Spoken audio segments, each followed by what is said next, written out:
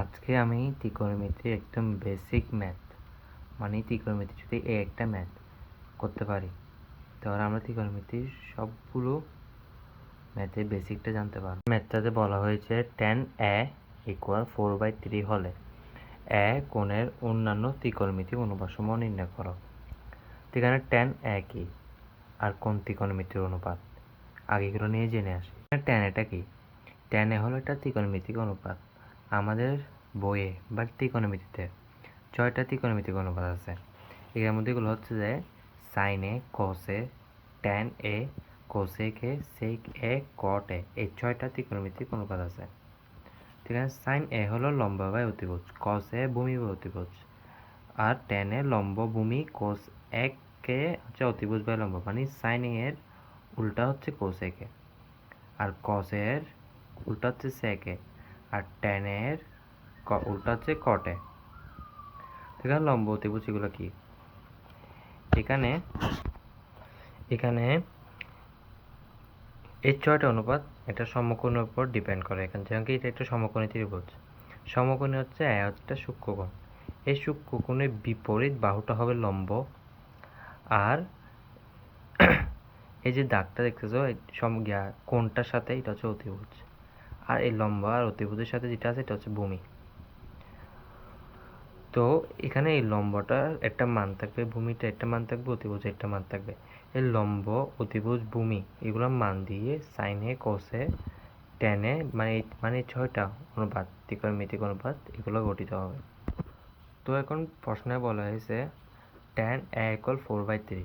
তো 4/tan a মানে কি? লম্ব বাই ভূমি, মানে লম্ব বাই ভূমি। তো লম্ব কত হবে? 4, আর ভূমি হবে 3।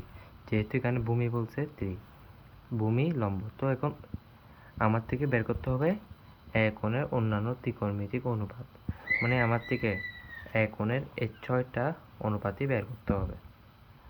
তো এটার জন্য আমাদের লম্ব ভূমি দেওয়া আছে ও tan 4/3 এখানে। তো এখন অতিভুজ বের করতে হবে। আগে অতিভুজটা কেমনে বের করবো? আমরা অতিভুজ বের করার জন্য, মানে আমাদের অতিভুজ বের করা লাগবে যাতে আমরা এগুলো মিলাতে পারি। অতিভুজ বের করার জন্য আমাদের এটা একটা সমকোণী ত্রিভুজ, সমকোণী ত্রিভুজে আমাদের পিথাগোরাসের উপপাদ্য লাগবে।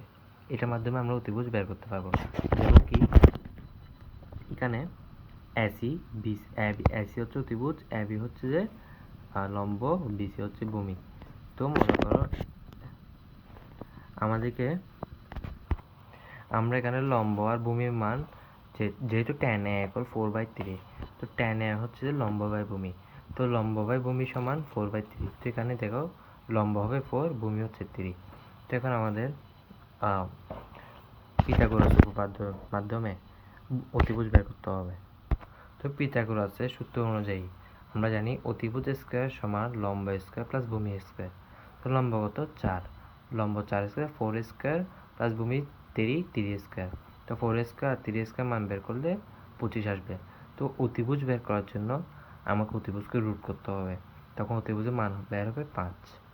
মানে এটা অতিভুজ না, এটা অতিভুজের কে রুট করতে হবে, এটা মান বের হবে। এখানে আমি এখন অতিভুজের মান বের করছি। এখন অতিভুজ আছে, লম্ব আছে, ভূমিও আছে। লম্ব ভূমি আমরা tan a থেকে পাইছিলাম। তো এখন আমরা যদি লম্ব, অতিভুজ, ভূমি, অতিভুজ মানে sin a, cos a, tan a, cosec a, sec a, cot a এইগুলোর মান মানে লম্ব, অতিভুজ এই ভগ্নাংশগুলোতে যদি বসাতে পারি তাহলে আমাদের এই রেশিওগুলো মানে ত্রিকোণমিতিক অনুপাতগুলো বেড়ে যাবে। আমি এখানে লম্ব 4 আর ভূমি 3, এটা ওখানে tan a থেকে বেরিয়েছিল। ওই আমরা শুরুতে যেখানে দেখছিলাম tan a সমান 4/3, 4/3 মানে হচ্ছে লম্ব বাই ভূমি, তো এটা থেকে বেরিয়েছিল। তো আমরা এখন একটা একটা করে যদি মান বসাই, তো sin a সমান লম্ব বাই অতিভুজ। তো লম্ব হচ্ছে কি 4, তো 4 মানে হচ্ছে যে এটা উপরে 4 হবে, আর অতিভুজ 5, আর এখানে ভূমি বাই অতিভুজ, ভূমি হচ্ছে 3, তো 3/5, অতিভুজ হচ্ছে 5, আর tan a তো দেওয়াই ছিল, তো মানে 4/3 না 4/3 দেওয়া ছিল, 4/3। আর cosec a, কোসেক এ হলো সাইন এর উল্টা, মানে লম্ব বাই অতিভুজ হলে এটা অতিভুজ বাই লম্ব। তো কারণ এটাকে উল্টাই দিলেই হয়ে যাচ্ছে, মানে 4/5 কে 5/4 করে দিতে হবে। আর অতিভুজ বাই ভূমি, আর একটু বানান ভুল লিখছি, তো এগুলো একটু বিশ্রেষ লেখা দেখা। সেক হচ্ছে যে কোস এর উল্টা, মানে 3/5 আছে, 5/3 লিখতে হবে। এখানে দেখো অতিভুজ বাই ভূমি, আর ওটা হচ্ছে ভূমি বাই অতিভুজ। কট এ হচ্ছে ট্যান এ এর উল্টা, মানে ট্যান এ হচ্ছে 4/3 ছিল, এটা 3/4 হবে। তো আমরা আমাদের প্রশ্নে বলা ছিল যে সাইন ট্যান এর মান দেওয়া আছে 4/3, ত্রিকোণমিতির অন্যান্য রেশিওগুলো, মানে অন্যান্য অনুপাতগুলো বের করতে। তো আমাদের সবগুলো অনুপাত বের করা হয়ে গেছে, এগুলোই উত্তর।